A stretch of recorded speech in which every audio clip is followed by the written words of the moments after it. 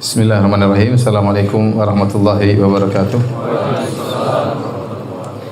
Alhamdulillahi ala ihsanihi wa syukru lahu ala taufiqihi wa amtinani wa asyhadu an la ilaha illallah wahdahu la syarika lahu ta'ziman li sya'ni wa asyhadu anna Muhammadan abduhu wa rasuluhu da'ila ridwani.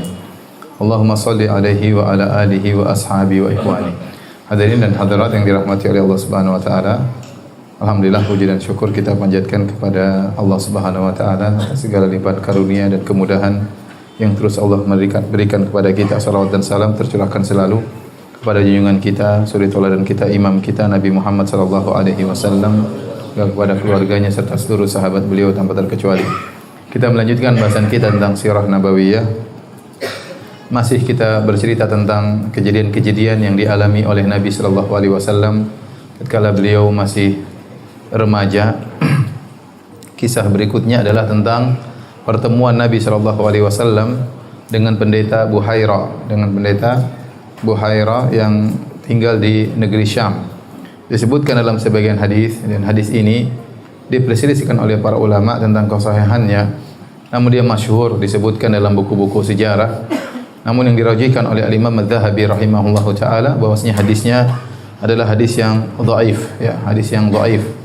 Kenapa saya perlu menekankan hal ini? Karena hadis ini dijadikan dalil oleh sebagian orang-orang Nasara untuk menjatuhkan agama Islam. Ya. Kita bacakan secara singkat hadisnya dari Abu Musa Al-Asy'ari radhiyallahu taala anhu. Dia berkata bahwasanya Abu Thalib pergi ke negeri Syam membawa Nabi sallallahu alaihi wasallam bersama sejumlah orang-orang tua dari kalangan Quraisy untuk berdagang. Saat mereka sampai di tempat lokasi yang dekat dengan rumahnya pendeta Buhaira, mereka berhenti untuk beristirahat dan mereka pun menambatkan dan mengikatkan unta-unta mereka. Tak lama kemudian, Buhaira sang pendeta keluar menemui mereka. Padahal sebelumnya mereka sering mampir di tempat ini dan sang pendeta tidak pernah keluar menemui mereka. Namun kali ini pendeta keluar dan menemui mereka. Kenapa hal ini disebabkan? Karena dalam rombongan tersebut ada Nabi Muhammad sallallahu alaihi wasallam. Itu umur beliau masih remaja, masih belasan tahun. 11, 12, 13 sekitar segitu. Saat rombongan Abu Thalib sedang sibuk membereskan unta mereka, sang rahib pun masuk di sela-sela mereka. Lalu sang rahib bertemu dengan Nabi sallallahu alaihi wasallam dan memegang tangan beliau sembari berkata, "Inilah pemimpin seluruh alam semesta. Ini adalah utusan Allah, pemimpin seluruh alam semesta. Allah mengutusnya sebagai rahmat bagi alam semesta." Maka orang-orang Quraisy kaget mendengar perkataan sang rahib. Mereka bertanya, "Bagaimana engkau tahu hal demikian? Mengapa engkau mengatakan anak kecil ini akan menjadi pemimpin alam semesta?" Maka sang rahib berkata, "Tatkala kalian pergi menuju ke sini, tidak ada satu pohon pun dan batu pun kecuali sujud kepadanya. Dan saya mengetahui bahwa dia seorang nabi karena adanya tanda kenabian di bawah pundaknya, yaitu semacam tai lalat besar dan padanya ada beberapa rambut." Ya. Kemudian sang rahib pulang dan membuat makanan untuk mereka. Mereka melihat sebuah bayangan di bawah pohon yang bisa dijadikan tempat bernaung. Kemudian Nabi ingin beristirahat di bawah bayangan tersebut. Jadi ada pohon, ada bayangannya.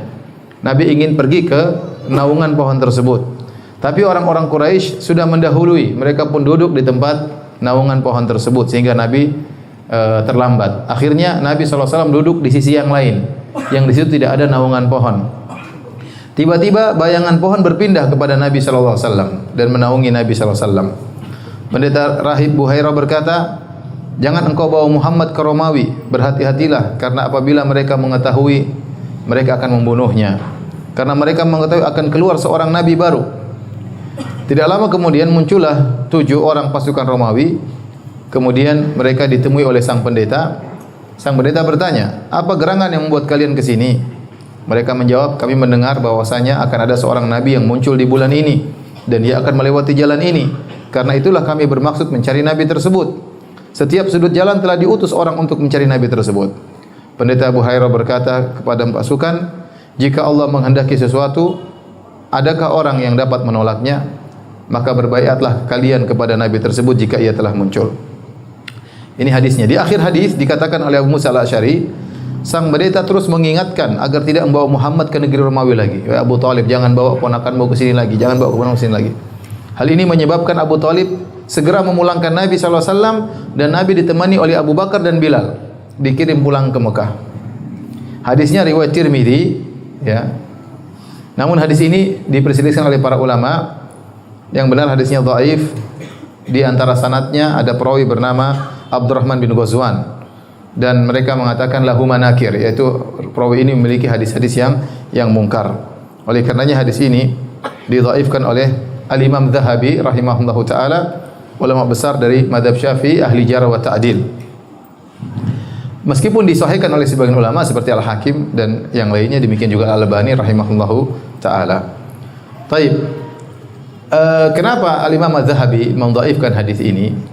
Banyak alasan yang disebutkan oleh Imam Zahabi rahimahullahu taala. Beliau mengkritiki Al-Hakim, ya. Jadi Al-Hakim punya buku namanya Al-Mustadrak, Mustadrak Al-Hakim. Itu hadis-hadis, ya, yang dimaksud ditulis oleh Al-Hakim untuk mengumpulkan hadis-hadis yang sahih di luar Sahih Bukhari dan Sahih Muslim yang sesuai dengan persyaratan Sahih Bukhari dan Sahih Muslim. Namun ternyata dia menulisnya belum sempat dia perbaiki, sehingga banyak hadis-hadis yang dianggap sahih oleh Al-Hakim ternyata tidak sahih. Ternyata banyak hadis yang dhaif. Makanya dikritiki oleh Az-Zahabi rahimahullahu taala. Makanya tidak semua hadis yang disahihkan oleh Al-Hakim jadi hadis sahih, tidak. Ya, tetapi dikritiki oleh para ulama, di antaranya Az-Zahabi mengkritiki Al-Hakim. Di antara dalil Az-Zahabi tentang dhaifnya hadis ini, di antaranya kok bisa disebutkan Abu Bakar di situ, ya. Abu Bakar belum masuk Islam, Nabi masih kecil, Nabi belum jadi Nabi, masih berumur 12 tahun, dan Abu Bakar lebih muda daripada Nabi, lebih muda 2,5 tahun. Kok bisa Nabi berjalan sama Abu Bakar tatkala itu? Ya. Apa hubungannya Abu Bakar dengan Nabi SAW? Yang kedua, kenapa ada Bilal juga di situ? Bilal belum lahir katanya. Bilal belum lahir tatkala itu. Sementara di akhir hadis disebutkan, maka Abu Talib menyuruh Nabi pulang bersama Abu Bakar dan Bilal. Padahal Bilal belum lahir. Ya, kemudian di kejadian aneh tadi, naungan pohon bisa berpindah, ya. Padahal bayangannya di sini kok bisa tiba-tiba pindah kepada Nabi sallallahu alaihi wasallam. Kemudian seandainya kisah ini pernah terjadi, tentunya banyak orang-orang Quraisy yang akan masuk Islam. Mungkin Nabi akan ingatkan kepada Abu Talib, "Wahai pamanku, kau tidak lupa? Apa kau enggak lupa? Bukankah kita pernah pergi ke negeri Syam, kemudian pendeta Buhairah berkata, saya akan menjadi nabi, saya akan menguasai alam semesta ini." Namun Nabi tidak pernah mengingatkan hal ini kepada Abu Talib, dan Abu Talib tidak pernah ingat akan hal ini. Paham, ini dalil bahwasanya padahal ini kejadian luar biasa dihadiri oleh Abu Talib dan kawan-kawan orang Quraisy yang seusia dengan beliau, ya. Tatkala ini semua tidak pernah dilontarkan, diulangi lagi oleh Nabi dan tidak pernah diingat kembali oleh Abu Talib, maka ini menguatkan hadisnya adalah hadis yang dhaif, ya. Namun hadis ini, ya, meskipun dhaif, dijadikan dalil oleh sebagian orang Nasara. Bahkan saya nonton di YouTube sebagian pendeta kemudian berdalil dengan hadis ini untuk menyatakan bahwasanya ajaran Muhammad hanyalah diambil dari seorang pendeta. Kata mereka, lihatlah Muhammad, karena dalam hadis disebutkan Buhairah akhirnya mengundang Nabi makan siang. Nabi makan siang bersama Buhairah. Ya, kata mereka disitulah saatnya pendeta ngajarin kepada Nabi tentang agama. Makanya kalau kita buka Al-Quran, kita bandingkan dengan Alkitab, kita dapati banyak kesamaannya dari sisi cerita Nabi Nuh, cerita Nabi Adam, cerita Nabi ini, cerita Nabi Anu. Kenapa? Karena Nabi waktu itu ngambil dari siapa? Buhairah. Bagaimana bantahannya terhadap mereka? Jawabannya mudah. Kita bilang pertama hadisnya apa? Dhaif. Gimana Anda berdalil dengan hadis yang dhaif, ya. Yang kedua, Nabi SAW bertemu dengan pendeta Buhairah cuma sebentar, cuma makan siang. Apa yang mau Nabi dapati dari pendeta Buhairah kalau sekedar cuma makan siang? Makan siang berapa menit sih? Paling 1 jam nggak sampai. Terus mau belajar apa sambil makan siang? Ya, ya. Jadi jauh akan hal ini, ya. Kemudian taruhlah Nabi belajar dari pendeta Buhairah. Ya, cuma berapa? Kemudian Nabi pulang ke Madinah, ke Mekah, kemudian puluhan tahun berikutnya Nabi menjadi seorang nabi, kemudian turun Al-Qur'an berdasarkan kejadian-kejadian. Kata mereka setelah itu masih ada terjadi surat-suratan antara Nabi dengan Buhairah. Ya, ini aneh, ya. Karena sering sekali ayat turun tatkala terjadi peristiwa, berarti kan harus cepat itu koneksinya, ya. Padahal waktu itu seingat saya internet nggak lancar waktu itu. Gimana mau kirim kemudian ada kejadian demikian, kirim surat, nggak mungkin, ya. Sampai sang pendeta itu dalam YouTube saya lihat dia membawa manuskrip, katanya ini contoh surat Buhairah kepada siapa? Rasulullah sallallahu alaihi wasallam. Ini semua tidak benar. Baik, bantahan terakhir kita katakan taruhlah benar Muhammad sallallahu alaihi wasallam ternyata mengambil pelajarannya dari pendeta Buhairah. Ya sudah, kamu beriman saja, kan ini juga dari pendeta. Paham atau tidak? Taruhlah kita mengatakan Muhammad sebagaimana pendapat kalian bahwasanya Muhammad mengambil ajarannya dari pendeta Buhairah. Kalau gitu terimalah ajaran Nabi Muhammad sallallahu alaihi wasallam yang kata kalian diambil dari seorang pendeta. Taib, kejadian berikutnya, kejadian yang disebut dengan halful fudul. Halful fudul yaitu perjanjian yang dilakukan oleh orang-orang Quraisy untuk menolong seorang yang dizalimi. Kejadian ini dikisahkan ada seorang dari negeri Yaman, dari kabilah Zubair. Ya. Dia datang ke kota Mekah, kemudian membawa sejumlah barang untuk dijual di kota Mekah. Kemudian dibelilah oleh seorang bernama Al-As bin Wa'il As-Sahmi. Al-As bin Wa'il As-Sahmi. Waktu Al-As bin Wa'il As-Sahmi membeli barang ini, maka dia mengambil barang dari sang Yamani tadi, orang Yaman, namun dia tidak memberikan barterannya, dia tidak bayar. Dia tidak bayar. Akhirnya ya, orang Yaman ini pun naik ke atas gunung Abu Qubais yang ada di sekeliling Ka'bah. Kemudian dia berteriak-teriak dengan menjelaskan bahwasanya dia dizalimi, barangnya sudah diambil tapi bayarannya tidak ada. Maka akhirnya teriakan itu didengar oleh seorang paman Nabi bernama Zubair bin Abdul Muttalib. Ya, kemudian dia pun mengatakan ini tidak mungkin dibiarkan. Bagaimana ada seorang dizalimi di Mekah ya. Akhirnya mereka pun berkumpullah Bani Hashim, Bani Zuhrah dan Bani Taim bin Murrah berkumpul di rumahnya Abdullah bin Jud'an. Mereka berkumpul untuk membicarakan masalah ini, bagaimana menolong orang Yaman ini agar dibayar barangnya. Akhirnya mereka bermusyawarah dan berkumpul. Persekutuan itu namanya halful fudul. Halful fudul. Dan Rasulullah SAW senantiasa mengingat kejadian ini. Kata Rasulullah SAW, laqad syahidtu fi dari Abdullah bin Jud'an hilfan ma uhibbu anna li bihi humran na'am walau ud'a bihi fil Islam la ajabtu. Kata Nabi SAW, sungguh aku pernah menghadiri suatu pertemuan di rumahnya Abdullah bin Jud'an. Kalau saya disuruh ganti dengan mendapatkan unta merah, saya tidak mau. Saya lebih senang berkumpul dalam musyawarah tersebut. Seandainya dalam Islam, artinya saya sudah jadi nabi, saya diundang untuk menghadiri acara seperti itu, saya akan datang. Kata Nabi SAW. Ya. Abdullah bin Jud'an adalah seorang yang sangat dermawan di zaman jahiliyah. Dia selalu membuka rumahnya untuk pertemuan, untuk menolong orang-orang yang susah, suka menyambung silaturahmi, suka membantu fakir miskin. Tapi dia meninggal dalam kondisi musyrik. Saking terkenalnya Abdullah bin Jud'an ini, Aisyah pernah bertanya, "Ya Rasulullah, Ibnu Jud'an kana fil jahiliyah yasilur rahim." Ya Rasulullah, bagaimana dengan Abdullah bin Jud'an? Dahulu waktu zaman jahiliyah suka menyambung silaturahmi, wa yut'imul miskin, suka memberi makan kepada fakir miskin. Fa hal dzaka nafi'uh? Apakah perbuatannya itu bermanfaat baginya? Kata Nabi, la yanfa'uh, tidak bermanfaat. Innahu lam yaqul yauman Rabbi ghfirli khati'ati yaumaddin. Dia tidak pernah berucap sekalipun, ya Rabbku ampunilah kesalahanku pada hari kiamat kelak. Artinya apa? Dia meninggal dalam kondisi musyrik. Maka kebaikan yang dia lakukan semua tidak bermanfaat. Seandainya dia masuk Islam, seluruh kebaikannya akan bermanfaat baginya. Wa ma mana'ahum an tuqbala minhum nafaqatuhum illa annahum kafaru billah. Kata Allah Subhanahu wa taala, tidaklah menghalangi mereka ya diterimanya sedekah mereka kecuali karena mereka kufur kepada Allah. Ayat ini dijadikan dalil oleh para ulama. Seandainya mereka beriman, maka perbuatan baik mereka semuanya diterima oleh Allah Subhanahu wa taala. Ini adalah kebaikan Islam. Oleh karenanya Hakim bin Hizam pernah bertanya kepada Nabi SAW. Dia waktu zaman jahiliyah, dia terkenal dermawan. Dia memerdekakan 100 budak, dia menyembelih 100 ekor onta, dibagi-bagikan kepada fakir miskin. Kemudian dia bertanya kepada Nabi, "Ya Rasulullah, bagaimana dengan kebaikan-kebaikanku di zaman jahiliyah dahulu setelah saya masuk Islam?" Kata Nabi SAW, "Aslamta ala ma aslafta min khair ya Hakim." Engkau masuk Islam dengan membawa seluruh kebaikanmu yang di zaman jahiliyah seluruhnya.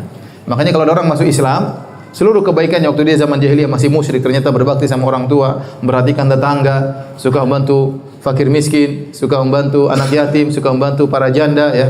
janda tua maupun janda muda dibantu. Maka seluruh kebaikannya akan diterima oleh Allah Subhanahu wa taala seandainya mereka masuk Islam. Tapi kalau dia tidak masuk Islam, maka tidak diterima. Seperti Abdullah bin Jud'an. Taib. Hadis ini menjelaskan tentang mulianya akhlak orang-orang Quraisy, ya, meskipun mereka di tengah-tengah kerusakan moral, di tengah kerusakan akidah, namun mereka masih punya nurani untuk menolong orang yang terzalimi. Makanya Nabi SAW berkata, "Innama bu'itsu liutammima makarimal akhlak." Sungguhnya aku ini diutus untuk menyempurnakan akhlak yang mulia.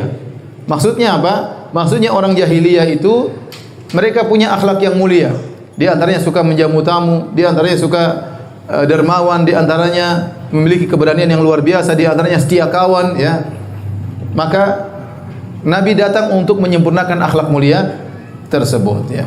Ini juga dalil bahwasanya terkadang kita harus bermajelis dengan orang-orang yang memiliki kesalahan, ya, penyimpangan kalau ada tujuan yang mulia.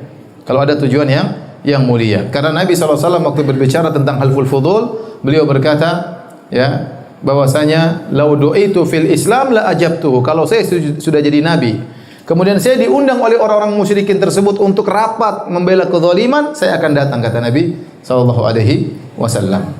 Oleh karenanya dalam pergaulan kita melihat situasi dan kondisi. Terkadang kita bergaul sama non muslim, terkadang kita bergaul sama ahlul bid'ah, terkadang kita bergaul dengan pelaku maksiat.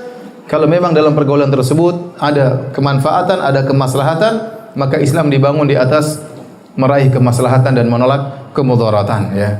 Tidak juga kaku bahwasanya kita tidak boleh bergaul sama orang kafir sama sekali, tidak juga demikian, ya. Ya, kalau orang kafir saja kita bisa bergaul, bisa duduk bareng, apalagi hanya pelaku maksiat, apalagi hanya pelaku bid'ah. Kalau memang ada maslahat yang kita harapkan di balik hal tersebut. Oleh karenanya ini ditegaskan oleh Al-Imam Ibnu Qayyim rahimahullahu taala dalam kitabnya Zadul Ma'ad. Beliau berkata, "Innal musyrikin wa ahlal bid'ah wal fujur wal bughat wal zalamah idza talabu amran yu'azzimuna fi hurmatin min hurmatillah ujibu ilaihi wa utuhu wa uinu alaihi." Sungguhnya orang musyrik, ahlul bid'ah, para pelaku maksiat, orang-orang yang zalim, kalau mereka meminta suatu perkara yang dalam perkara itu mereka mengagungkan syariat Allah Subhanahu wa taala, maka dipenuhi permintaan mereka dan dibantu mereka untuk melakukan demikian, ya. Paham? Ya, jadi terkadang apalagi kita di Indonesia, kita banyak, ya, lingkungan dengan berbagai macam kondisi, ya. Kita terkadang bertetangga dengan non muslim, bertetangga dengan pelaku maksiat, bertetangga dengan tukang judi, ya. Kita harus pandai-pandai melihat situasi kondisi dalam bermuamalah dengan mereka. Tidak mesti kaku, tidak boleh berhubungan sama sekali juga enggak. Ya, tidak demikian juga, ya. Tapi syariat dibangun di atas menimbang maslahat dengan mudarat. Kalau ada maslahatnya, terkadang kita duduk bareng sama orang-orang yang menyimpang, tidak ada masalah. Kalau memang ada maslahat yang diharapkan di balik itu dan dijauhkan kemudaratan dari hal tersebut. Tapi peristiwa berikutnya yang dialami oleh Nabi sallallahu alaihi wasallam sebelum beliau menjadi nabi adalah peristiwa yang sangat luar biasa, yaitu pernikahan antara Nabi dengan Khadijah radhiyallahu taala anha. Pernikahan antara Khadijah dengan Nabi sallallahu alaihi wasallam, ya.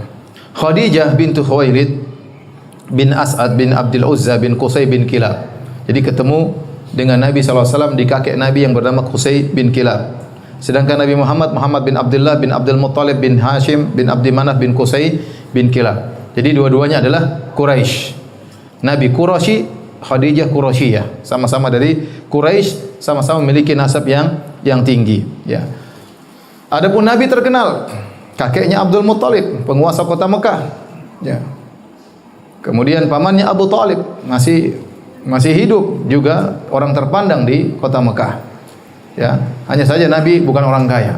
Nabi bukan orang kaya, miskin. Nabi menggembala kambing, Nabi kerja membantu pamannya, ya. Warisan bapak dan ibunya sudah tidak ada, artinya dia miskin, dipelihara oleh kerabatnya, oleh pamannya. Adapun Khadijah radhiyallahu taala anha adalah seorang wanita dari Quraisy yang juga memiliki nasab yang mulia dan juga terkenal tatkala itu.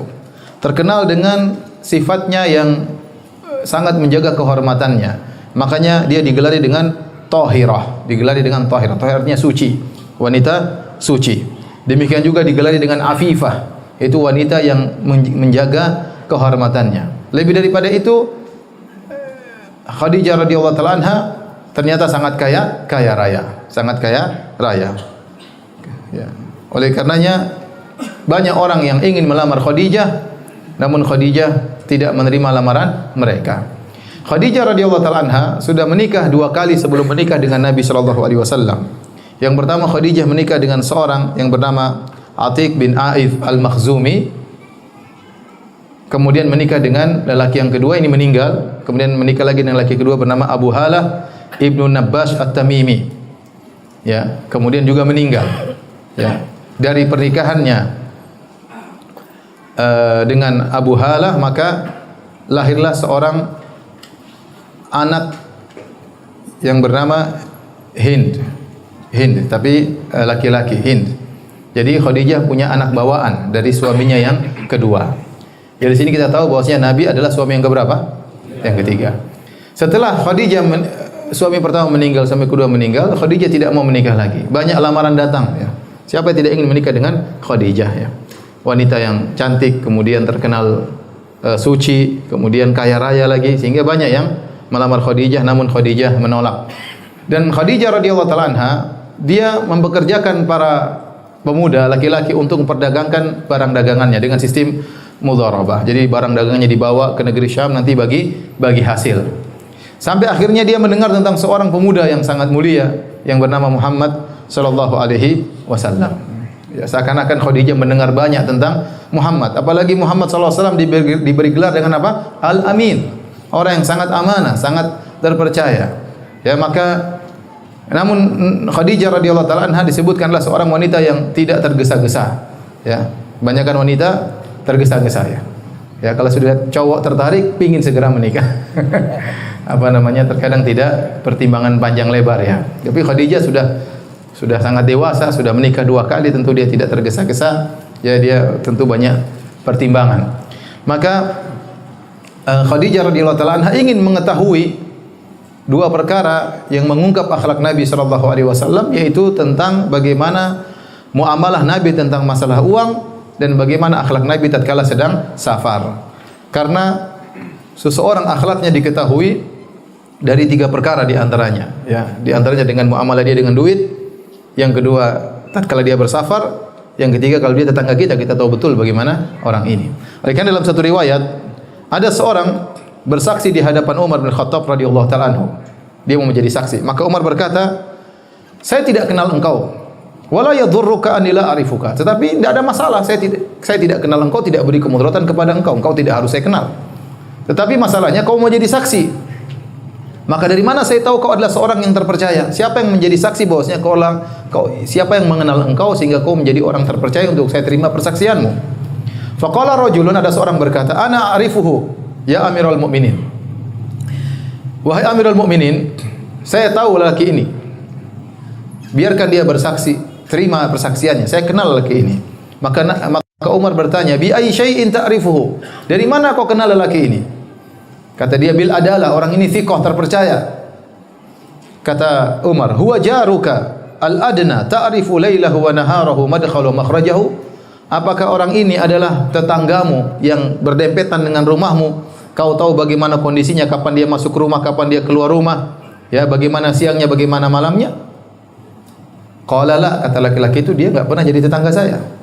Pertanyaan kedua, fa'amalaka bid-dirham wad-dinar alladhi yustadallu bihi ma'al wara'? Apakah kau pernah bermuamalah dengan dia masalah dinar dan dirham, masalah dolar dan rupiah, sehingga kau bisa tahu dia orang yang wara', yang berhati-hati dalam masalah keuangan? Qala la, saya tidak pernah bermuamalah duit sama dia. Pertanyaan ketiga, fa sahibuka fi safar alladhi yustadallu bihi ala makarimil akhlaq? Apakah engkau pernah berjalan sama dia dalam safar sehingga kau tahu bagaimana akhlaknya yang sesungguhnya? Karena safar ini disebut dengan safar karena dia isfar, dia mengungkap akhlak seorang. Apalagi safar zaman dahulu, ya, apalagi safar zaman dahulu di bawah terik matahari, di gurun pasir, ya. Seorang akan nampak akhlaknya tatkala sedang safar. Apakah dia mengutamakan dirinya sendiri? Apakah dia mau menang sendiri? Ini nampak tatkala sedang safar. Apakah dia mempedulikan orang lain? Apakah dia makan bersama atau dia makan sendiri? Ini semua akan nampak tatkala sedang safar. Apakah dia emosional? Apakah dia memaafkan? Ini semua akan nampak tatkala sedang safar. Kata dia tidak pernah jadi tetangga, tidak pernah bermuamalah dengan masalah duit, kemudian tidak juga pernah bersafar denganku. Maka kata Umar, falasta ta'rifuhu, kalau begitu kau tidak mengenal orang tersebut, ya. Jadi benar, kalau kita ingin kenal orang, kita lihat bagaimana muamalah dia tatkala safar, tatkala masalah duit, ya. Kalau ngutang enggak balik-balikan ini salat mantap, selalu saf pertama. Tapi masalah duit repot juga, tidak pernah mengembalikan duit, ya. Utang dilupakan atau terlupakan, ya. Baik. Akhirnya Khadijah radhiyallahu anha mengetes Nabi dari dua hal. Masalah duit dan masalah safar. Karena Nabi bukan tetangga Khadijah. Maka akhirnya Nabi SAW bekerja bersama Khadijah. Maka kemudian Khadijah memberikan hartanya kepada Nabi untuk diperdagangkan, ditemani oleh seorang pembantu Khadijah bernama Maisarah. Maisarah laki-laki atau perempuan? Laki-laki, ya. Kalau Maimunah Maisarah itu apa? Laki-laki, ya. Maisarah laki-laki. Itu nama laki-laki. Meskipun orang Indonesia sering menamakan Maisarah untuk nama perempuan. Dan ini sering terjadi di tanah air kita. Firdaus itu nama perempuan kalau di Saudi. Kalau di sini jadi nama laki-laki. Iman itu nama perempuan kalau di Saudi. Di sini jadi nama laki-laki. Ya. Ya apa-apalah. Baik. Setelah Nabi berdagang bersama Maisarah, mungkin pergi jauh ke negeri Syam, safar. Kemudian dia pulang laporan kepada majikannya Khadijah. Waktu Maisarah cerita tentang Nabi, semakin tertariklah siapa? Khadijah. Justru semakin nampak indahnya Nabi setelah bermuamalah dengan duit, setelah bersafar. Nampak akhlak Nabi yang luar biasa, nampak sekali amanahnya tatkala bermuamalah tentang masalah duit, ya. Ini menjadikan Khadijah semakin tertarik kepada Nabi sallallahu alaihi wasallam. Akhirnya terjadilah pernikahan antara Khadijah dengan Nabi sallallahu alaihi wasallam. Dan ini adalah peristiwa yang sangat luar biasa. Allah anugerahkan kepada Nabi sallallahu alaihi wasallam seorang wanita yang sangat salehah, yang super salehah, yang sangat bertakwa kepada Allah Subhanahu wa taala. Sebaliknya Khadijah juga dianugerahi oleh Allah dengan seorang lelaki yang sangat saleh, yaitu Rasulullah sallallahu alaihi wasallam. Taib. Waktu Nabi menikah dengan Khadijah radhiyallahu taala anha, maka usia Nabi adalah 25 tahun. Menurut pendapat kebanyakan ulama, usia Nabi adalah 25 tahun. Adapun usia Khadijah, maka ada beberapa pendapat, namun dua pendapat yang kuat, yang masyhur dalam buku-buku sirah ada dua. Yang pertama, Khadijah waktu menikah dengan Nabi berusia 40 tahun. Dan ini adalah pendapat yang disebut oleh Ibnu Sa'ad dalam tabaqatnya melalui jalan Abu Umar Muhammad bin Umar Al-Waqidi. Ini pendapat pertama, Khadijah berusia 40 tahun. Tapi Al-Waqidi matrukul hadis, ya. Hadisnya tidak diterima. Pendapat kedua disampaikan oleh Ibnu Ishaq bahwasanya Khadijah waktu menikah dengan Nabi usianya 28 tahun. Ini pun tanpa sanad. Jadi dua-duanya hanya pendapat. Ada yang mengatakan Khadijah berusia 28, ada yang mengatakan Khadijah berusia 40 tahun. Yang mengatakan Khadijah berusia 28 tahun, ya. Berarti Khadijah janda muda. Ya. Kalau 40 janda setengah muda. Bukan janda tua, 40 masih muda. Saya bilang udah tua. Saya dikit lagi 40. Masih muda, ya. Jadi tapi kalau 28 lebih muda lagi, ya. Yang mengatakan Khadijah berusia 28 tahun, mereka berdalil dengan kenyataan. Setelah Nabi menikah dengan Khadijah, Nabi dianugerahi 6 orang anak putra dan putri. Dan ini menunjukkan Khadijah masih sangat muda. Seandainya Khadijah baru 40, susah memiliki anak sampai 6 orang. Ini pendapat mereka. Sehingga mereka berpendapat Khadijah umurnya 28 tahun, ya. Di antara bukti masih banyak lelaki yang melamar Khadijah. Berarti dia tidak tua, ya. Dia tidak tua. Seandainya dia sangat tua, mungkin tidak banyak yang melamar Khadijah. Pendapat yang lain mengatakan Khadijah berumur 40, dan ini pendapat yang lebih kuat menurut saya, Allah alam bisawab, karena disebutkan dalam sebagian hadis Khadijah waktu meninggal dunia dalam kondisi giginya sudah ompong, dan itu berarti usia beliau sekitar 60 lebih, ya. Jadi Nabi tinggal bersama Khadijah sekitar 25 tahun. Nabi hidup bersama Khadijah sekitar berapa tahun?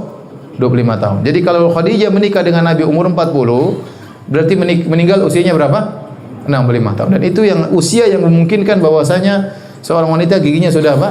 Sudah rontok. Seandainya Khadijah menikah usia 28 tahun, kemudian hidup bersama Nabi 25 tahun. 28 tambah 25 berapa? 53 tahun. 53 tahun mungkin gigi belum rontok. Ya. Wallahu a'lam bishawab. Ya, disebut dalam hadis Khadijah waktu meninggal dunia giginya sudah rontok ya. Maka wallahu a'lam mungkin usia beliau waktu menikah dengan Nabi berusia 40 tahun ya. Taib.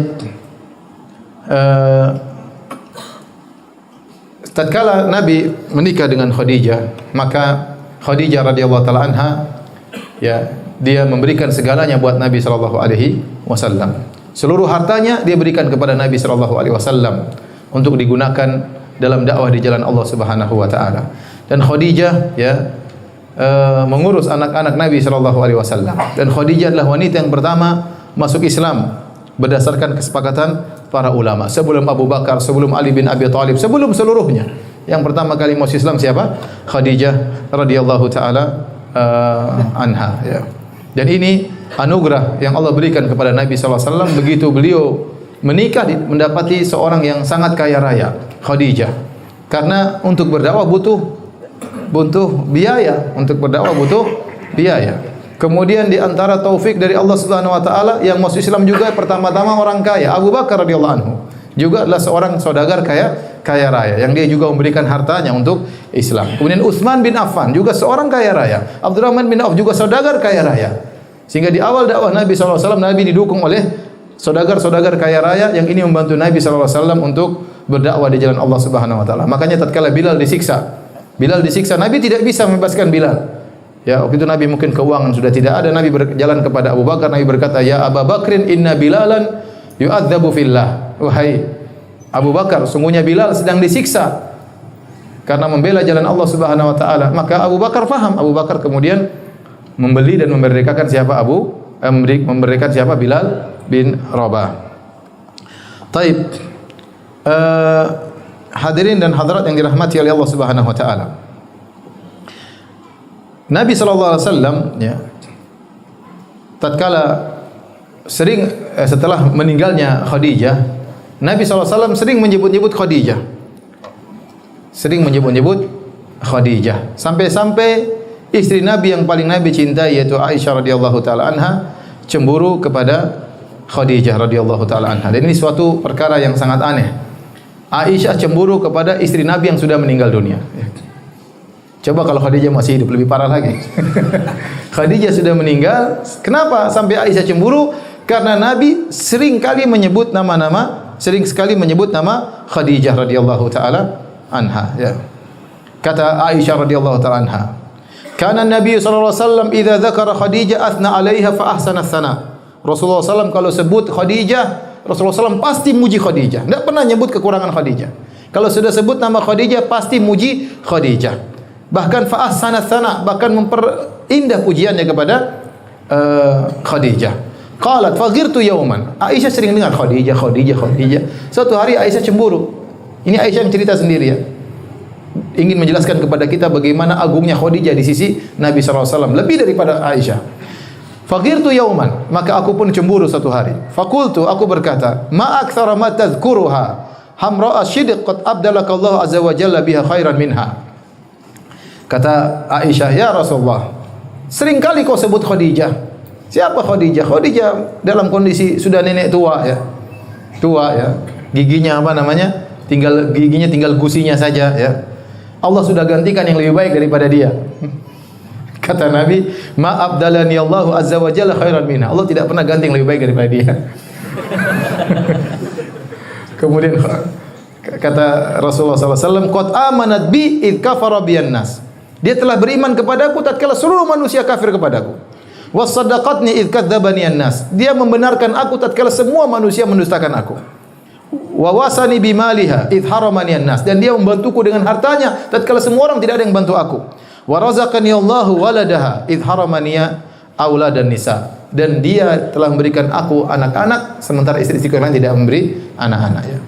Jadi ini yang menyebabkan Rasulullah SAW sangat cinta kepada Khadijah. Satu hari ada saudarinya Khadijah bernama Halah. Halah itu mungkin adiknya Khadijah, adik perempuannya Khadijah. Halah bintu Khuwailid. Suatu hari Halah minta mau bertamu di rumah Nabi SAW, di rumahnya Aisyah. Mungkin Assalamualaikum, ketuk pintu. Fa'arafa isti'dzana Khadijah. Rasulullah SAW waktu mendengar suaranya Halah ingat Khadijah. Karena benar terkadang suara adik ipar kita seperti suara istri kita ya. Seperti suara istri kita ya. Ya adik perempuan ipar kita terkadang persis suara istri kita. Maka waktu Halah ngetuk pintu, Assalamualaikum, maka Nabi pun ingat Khadijah. Langsung Nabi berseri-seri. Maka Nabi berkata, Allahumma Halah, itu Halah ya. Maka aku pun cemburu, ingat lagi Khadijah. Kata Aisyah, ghirtu, aku pun cemburu. Fakultu ma tadhkuru min ajaiz Quraisy. Kau selalu ingat nenek tua dari Quraisy. Wa qad halakat fid dahr, sudah hilang di telan masa. Qad abdalakallahu khairan minha, Allah sudah ganti yang lebih baik daripada dia. Kata Nabi, tidak ada yang lebih baik daripada dia. Bahkan dalam satu hadis waktu Aisyah cemburu kepada Khadijah, maka kata Nabi sallallahu alaihi wasallam, inni qad ruziktu hubbaha. Nabi tetap membela Khadijah. Bahkan Nabi berkata, sungguh aku telah dianugerahi oleh Allah mencintainya. Jadi Nabi tetap bela Khadijah. Kata Nabi, aku cinta kepada Khadijah itu anugerah dari mana? Allah Subhanahu wa taala. Saking mulianya Khadijah, ya. Rasulullah SAW pernah bersabda, khairu nisa'iha Maryam ibnatu Imran. Wanita terbaik di zamannya adalah Maryam, ibunya Nabi Isa bintu Imran. Wa khairu nisa'iha, sebaik-baik wanita dunia di zamannya adalah Khadijah radhiyallahu taala anha. Dan Jibril alaihissalam mengabarkan bahwasanya Khadijah masuk surga. Ya.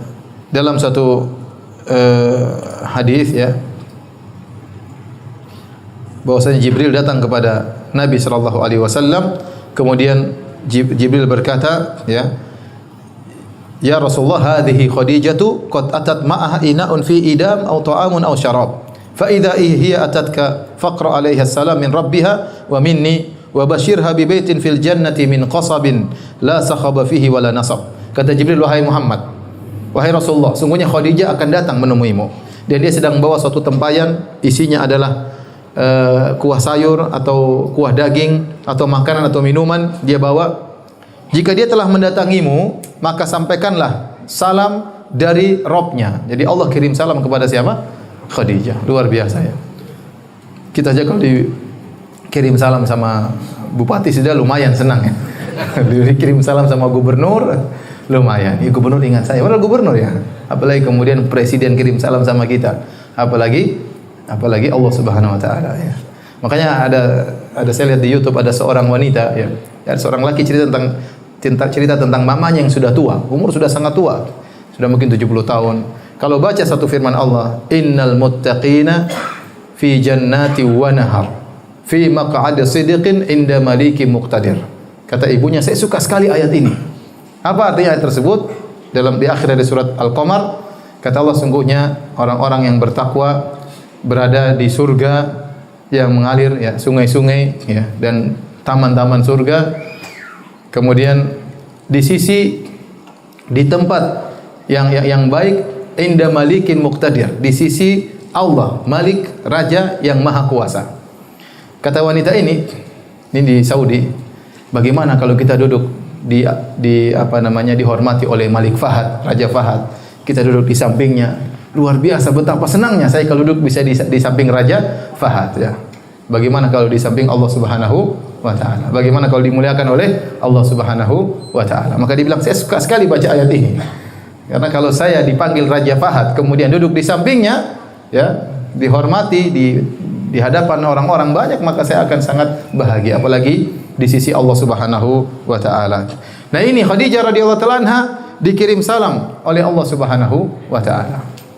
Kemudian juga kata Jibril, wa minni, dan kirim salamku buat Khadijah dan beri kabar gembira kepadanya bahwasanya dia akan mendapatkan surga, yang surga tersebut terbuat dari mutiara ya, yang tidak ada mutiara raksasa, yang dalam surga tersebut, istana tersebut tidak ada sakhab, tidak ada teriak-teriakan, wala nasab, dan tidak ada keletihan. Kata sebagian ulama, kenapa surganya Khadijah disifati dengan demikian? Tidak ada hiruk pikuk, tidak ada suara-suara teriak, karena Khadijah selama 25 tahun tidak pernah mengangkat suaranya di hadapan Nabi sallallahu alaihi wasallam. Kenapa Khadijah mendapati surga tidak ada keletihan sama sekali? Karena dia selama hidupnya berletih-letih mengurus anak-anak Rasulullah SAW agar Rasulullah SAW bisa berdakwah dengan lapang. Ya. Jadi inilah kemuliaan Khadijah radhiyallahu anha yang membuat Nabi SAW tidak pernah lupa dengan Khadijah. 25 tahun Khadijah tidak pernah mengangkat suara di hadapan Nabi SAW. Saya sering kasih sayembara. Siapa di antara antum yang istrinya tidak pernah mengangkat suara? Saya kasih HP. Ada? Dia pernah angkat suara di depan antum? Ada atau tidak? Hah? Bendino ya. Ada yang tidak pernah angkat suara istrinya? Ada Ustaz yang belum kawin. Baik, jadi itulah Khadijah radhiyallahu taala anha yang membuat Nabi SAW tidak pernah melupakannya. Mungkin Nabi meraih istri yang lebih cantik, mungkin dari Khadijah, bisa jadi. Tapi akhlak yang menjadikan Nabi tidak pernah melupakan apa? Khadijah. Di saat-saat sulit, disitulah nampak keutamaan Khadijah radhiyallahu taala anha. Ya. Oleh karena Nabi SAW mengenang Khadijah. Bahkan disebut dalam hadis Rasulullah SAW kalau memotong kambing, Rasulullah SAW suruh dibagi-bagikan kepada sahabat-sahabat Khadijah. Dia ingat Khadijah itu teman-temannya. Tolong bagikan kambing kepada Khadijah. Taib. Di antara hal yang menjadikan Nabi SAW sangat cinta kepada Khadijah, pertama adalah Khadijah adalah cinta pertama Nabi SAW. Nabi belum pernah mengenal wanita sebelumnya. Wanita pertama yang dia ingat siapa? Khadijah. Yang dia cintai pertama adalah Khadijah. Dan kita tahu cinta pertama susah dilupakan. Kata seorang penyair, nakil fuadaka haitsu syi'ta minal hawa famal hubbu illa lil habibil awwali. Pindahkanlah hatimu kepada siapa yang kau sukai, akan tapi cinta yang sesungguhnya adalah cinta kepada kekasih pertama. Wa kam manzilin fil ardi ya'lafuhul fata wa haninuhu abadan li awwali manzili. Betapa banyak tempat disinggahi oleh seorang pemuda, tetapi kerinduannya selalu kepada tempat yang pertama. Benar atau tidak cinta pertama sudah dilupakan? Ya. Sudah. Kemudian di antaranya Khadijah radhiyallahu anha yang memberikan putra-putri kepada Nabi sallallahu alaihi wasallam. 6 orang anak putra-putri dari Khadijah radhiyallahu taala anha. Rasulullah hanya mendapatkan putra yang lain, itu Ibrahim dari Maria, itu pun meninggal tatkala masih di usia susuan. Kemudian Khadijah adalah orang yang pertama kali beriman kepada Nabi sallallahu alaihi wasallam. Kemudian Khadijah adalah orang yang pertama membantu Nabi dengan hartanya. Kemudian Khadijah radhiyallahu taala anha adalah seorang yang selalu menenangkan Nabi dalam kondisi Nabi gelisah. Apalagi Nabi berdakwah, dituduh orang gila, dituduh sebagai dukun, dituduh sebagai macam-macam. Kalau di rumah tidak memiliki benteng yang kuat, Nabi tambah stres. Ya. Tapi Nabi di luar dimaki-maki, dicaci maki, pulang ketemu istri yang sangat apa? Menenangkan hati Nabi sallallahu alaihi wasallam. Sejak awal, tatkala Nabi sallallahu alaihi wasallam mendapatkan wahyu, kemudian Nabi ketakutan melihat malaikat Jibril, ada apa dengan saya ini? Kemudian Nabi turun ketemu dengan Khadijah, kata Rasulullah SAW, zammiluni zammiluni. Kata Nabi, selimuti aku, selimuti aku. Dalam riwayat yang lain, wasubu alayya bima'in barid. Tolong tumpahkan air kepadaku. Gemetar Nabi SAW. Maka Khadijah radhiyallahu anha mengikuti perintah suaminya, tidak banyak omong. Apa yang diperintahkan oleh suaminya langsung dia ambil selimut, kemudian dia selimutkan kepada Nabi SAW. Setelah itu, setelah agak tenang, baru kemudian Rasulullah SAW bercerita tentang apa yang dia alami. Laqad khasyitu ala nafsi, sungguh aku khawatir suatu menimpa diriku.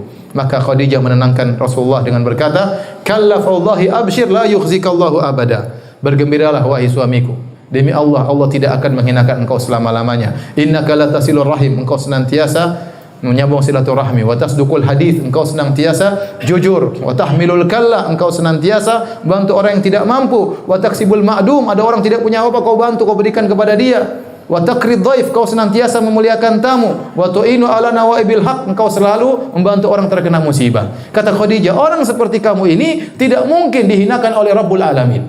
Kenapa kau selalu berbuat baik kepada orang lain? Itu Khadijah ngomong dengan ilmu yang terbatas yang dia miliki untuk menenangkan apa? Suaminya. Maka seorang istri yang baik kalau suaminya punya masalah berusaha dia tenangkan ya. Lihat waktu Rasulullah datang, ada suatu selimuti aku ya. Khadijah langsung nurut kasih selimut. Sebagian wanita, Mas ada apa Mas? Ngomong dulu Mas. Yang dulu, tunggu dulu ngomong ada apa. Khadijah tidak, langsung ambil apa? Selimut. Maka kalau seorang suami lagi marah-marah di rumah, jangan kita provokasi dia ya. Mungkin pulang dari kantor, Umi itu Abu Fulan tuh kurang ajar itu. Iya, itu istrinya juga kurang ajar Mas. Wah, tambah jadi ya. Jadi tambah stres apa namanya? suaminya. Ya. Dia tenangkan suaminya, udah tenang mas, itu kehidupan dunia mas, sudah takdirnya tenang mas. Ditenangkan, bukan malah jadi ya seorang ya, wanita yang baik seperti itu solehah ya bisa menenangkan hati suaminya. Berapa menit lagi? Udah habis. Tayyib, kita sholat nanti baru kita lanjutkan tanya jawab. Allah taala alam bisawab.